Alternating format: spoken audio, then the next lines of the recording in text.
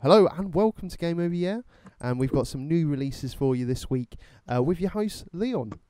Dave! The Stag Beetle himself. And these are the games that you're going to be playing this weekend. Afro Samurai 2, Revenge of Kuma.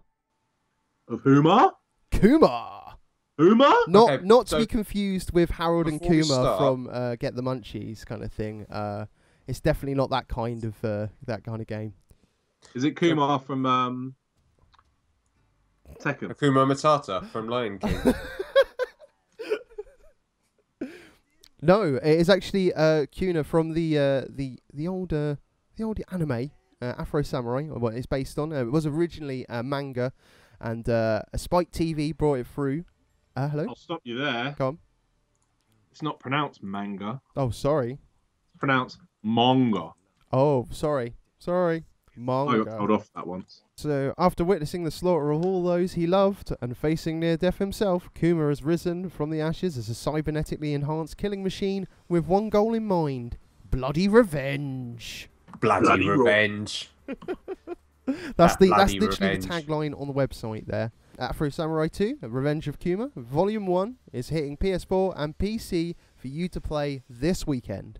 Heroes of Loot is Gauntlet, reimagined and shrink itty tiny space for your Google Play, so all your Android devices. It's on the App Store for all your iOS devices. It's on Ouya for that one device that we've got in storage somewhere. It's on Steam, and it's for this weekend it is coming out on PS4. That's why we're talking about it this week. It's a 2D top down dungeon crawler. For people that don't know what it is, there is 4 classes. If you don't know what Gauntlet is, oh my god, where have you been? Now, as with sort of true fashion, in some sense, with a lot of indie games nowadays, there is going to be sort of procedurally generated content, because they're saying there's an unlimited amount of randomly generated dungeons, random quests to reward you with extra loot, items, experience, and more. 4 classes to choose from: Elf, Warrior, Wizard, and Valkyrie. There's a special 5th class to unlock for the real gamers. And that'd be death. Yeah, exactly. There's secret areas, special mysterious dungeon items and obstacles, a large collection of loot and items to acquire and aid you in your quest.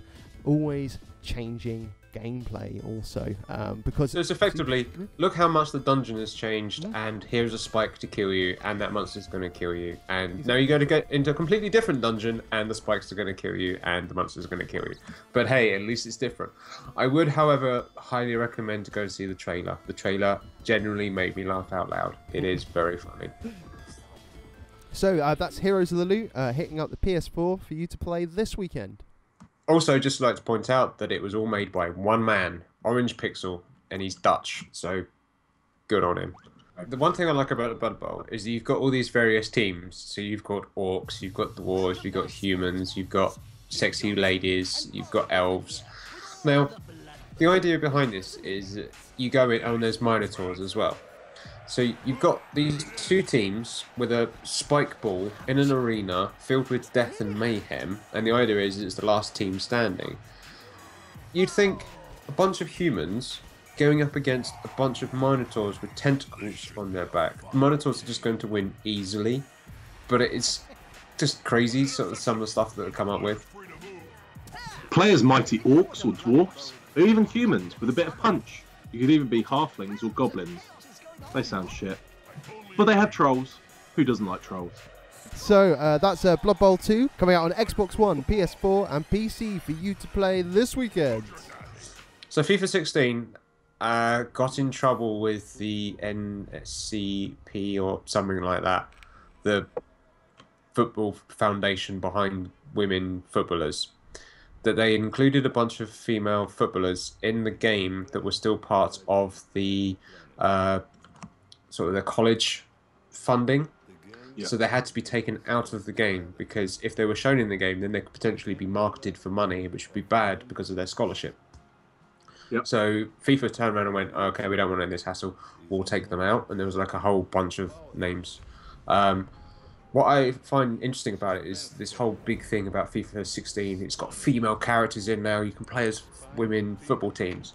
You look at their website, you go through all the really boring shit that they revealed in the various, trade shows in the last few months. And then right at the bottom, in really small writing, new ways to play women national team. Like 3 lines at the bottom of the website. It's like, really? If this was such a big thing for the game, any people to use it because the women's stats will be a lot lower. So they don't. They put it in as a effectively. There's a guy that made a speech from EA, but he wasn't meant to say what he said, and it was effectively a way that girlfriends wouldn't keep shouting at boyfriends for playing it because they could finally play as a girl. But he wasn't meant to say that. Yep, so that's FIFA 16 coming out on Xbox One, 360, PS4, PS3, PC, just fucking everything. Everything. Apart from PS2, this one's not on PS2. Right, now on to something interesting and slightly pretentious. Laserlife. It's, I love the concept. It's basically, it's res in space with dead things. It's a really interesting concept, actually, because what they're saying on it's an interactive biography about a dead astronaut floating through deep space, who is discovered by future intelligence, who have no concept of humankind. So that's sort of a bit of an odd kind of thing in itself. That's what I like to say. It's slightly pretentious. It's all like who are we? Why are we here? Yeah. I know. Let's have some, imaginary other life form which you can make up. They don't actually specifically say what this life form is. You can just use your imagination. So it is the giant tribble bears of Rainbow Land 6 that have decided to investigate, and by doing this they play music through the veins of the dead guy, and you have to keep in time and move the joysticks in rhythm with it. And as you fly your way through, the more you can keep in time, the better you are, and the more memories you unlock, which is basically just the dead guy going, I'm floating in space, look at me floating in space, oh, I seem to have run out of oxygen, oh dear, I'm dead. Laserlife comes out for the PS4 this week, for you to play this weekend. So we've got a Game Over Year favourite here from the Dutch Game Garden back in the day. It was a game that I was actually surprisingly good at. Yeah, it's a Penarium. Effectively, you're swinging your willy around a small arena, dodging explosions for the fun of everyone watching. Who doesn't try to avoid explosions with their willy? Anywho, our friends over at Self-Made Miracle put this game together, and we had the pleasure, or misfortune, depending on how you want to look at it, of playing this, a small sort of early demo version. I thoroughly loved it. It is nails hard, and I was really good at it. So now you get to play it all the levels. I beat you. When he says he's really good at it, he was better than us at it. Yeah, and that's not really saying that much. Says nothing, because he's never beaten us at anything else. Actually, it says a lot. If I can't beat you at anything else, but I have beat you at this. So rematch clause. Oh, now you can have a rematch because it is out this weekend. This weekend for PC, Xbox One, and PS4. From the guys who brought you Forgetful in a Castle, they now bring you Slightly Scared Underwater with Soma. There's only so much stuff you can fit into a scary game, but they seem to have managed to pull it off with this one. What's the premise, Dave? The premise is that you are surprisingly waking up with no idea what's going on. Not that they've done that before. This time you're in some sort of underwater lab / ship / I don't know, fish tank. And you've got to wander around and figure out what the hell's going on, and by reading journals. And it's Doom 3 underwater, but without the guns.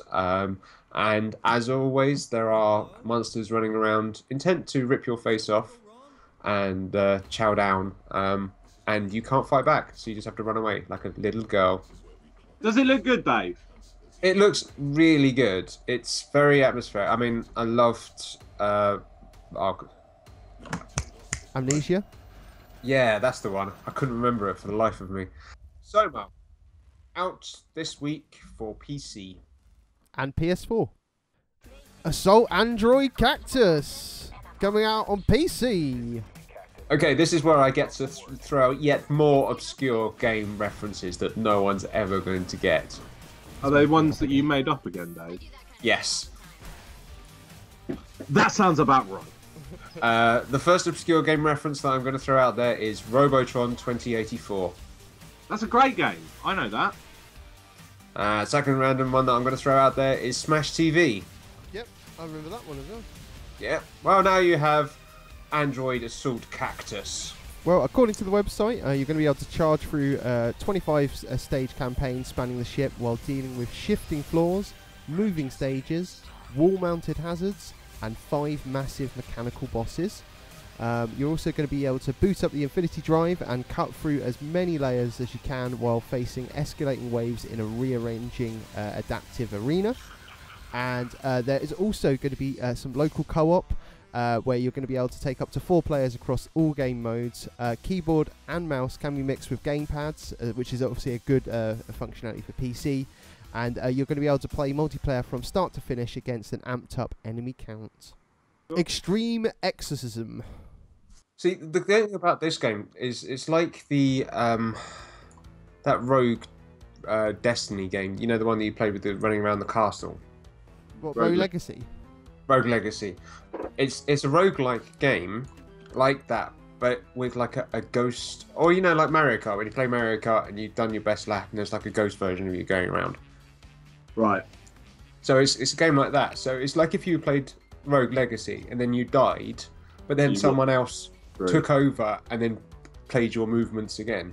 What I find hilarious about this though is the on the website it says you play as May Barons, a medium with an unconventional way of dealing with ghosts. Instead of crystal balls and seances, May brings an arsenal of shotguns and rocket launchers to ensure the ghosts learn their lesson. So has pretty much everyone else. Ghostbusters, they brought guns. Ash, he brought a fucking chainsaw. When you said Ash, I was thinking he brought a Pokeball, but Yeah, I know. I was totally going on that 5 as well. I like the concept of this game. It's cute. The graphics are twee and fun and simple. I'm loving how this week there's been a lot of very similar style games. Now, exploring life and death. Soma is also exploring life and death. This one is exploring death and lots of it, but in a fun-filled arena of death, kind of like Penarium. So they're all intermingling together into one giant Uber game.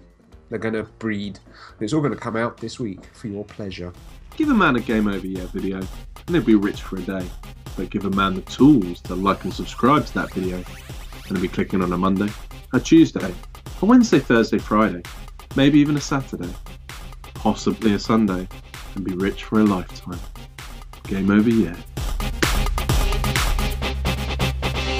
Game over. Yeah.